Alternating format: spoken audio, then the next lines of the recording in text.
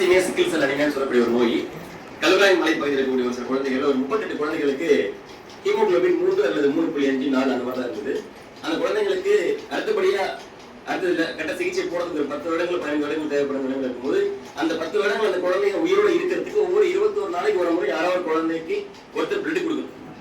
அதாவது 21 நாளைக்கு ஒரு முறை பிளட் கொடுத்துட்டே இருந்தா அந்த குழந்தைக்கு தேவையான போன் டிரான்ஸ்பிளான்ட் சர்ஜரி பண்ற வரைக்கும் குழந்தை உயிரோடு வச்சுக்கணும். ஸோ அதுக்கு இந்த மாதிரி விஷயங்களை ஒரு காலேஜ்ல ஒரு கிளாஸா எடுக்கும்போது அந்த பள்ளியில இருக்க மாணாக்கள் அவங்களாம் முன் வந்து இது ஒன்றும் பிரச்சனை இல்லை சார், எங்க காலேஜ்ல எப்பயுமே மாசத்துக்கு ஒருத்தர் பர்த்டே வரலாம் போது அந்த மொத்த குழந்தை நாங்களே டேக் அவுட் பண்ணிக்கிறோம்.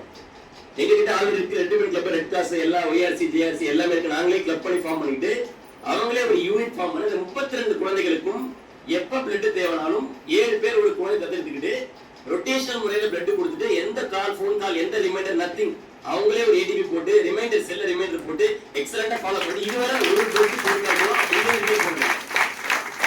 தனிநபரா ஒரு விஷயத்தை ஊக்குவிச்சு அந்த ஆர்கனைசேஷன் முன்னெடுத்து ஒரு நபர் கொண்டு வந்தனால அத்தனை குழந்தைங்களுக்கும் எந்த விதமான தேவை இல்லாம ஒரு பீரியட் பண்ண முடிஞ்சது. இது எல்லாமே ஒரு ஸ்டூடெண்ட் ஒரு காலேஜ் மக்களால தன்னிச்சையா பண்ண முடிஞ்சது. அது மாதிரி நம்ம விழுப்புரம் மாவட்டத்துல மற்ற எந்த மாவட்டத்துல இல்லாம சிறப்பு விஷயங்கள் இங்க இருக்க குருதி வங்கி மூலமாகவும் பப்ளிக் ஹெல்த் டிபார்ட்மெண்ட் சார்பாகவும் நிறைய தன்னார்வலர்கள் அதிகமான தன்னார்வலர்கள் மூலமா குருதி கொடைகளை கேம்ப் தமிழ்நாட்டில் நடத்துனது விழுப்புரம் மாவட்டம் தான். சுதர்சனம் அது இன்னும் பிரதானமானது.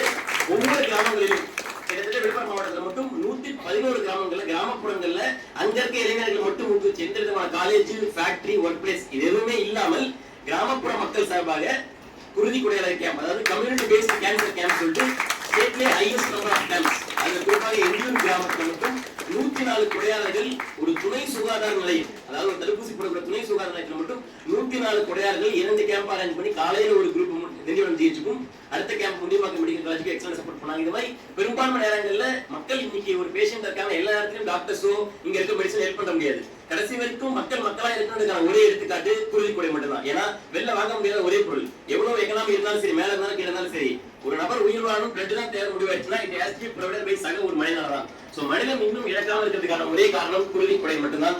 சோ இங்க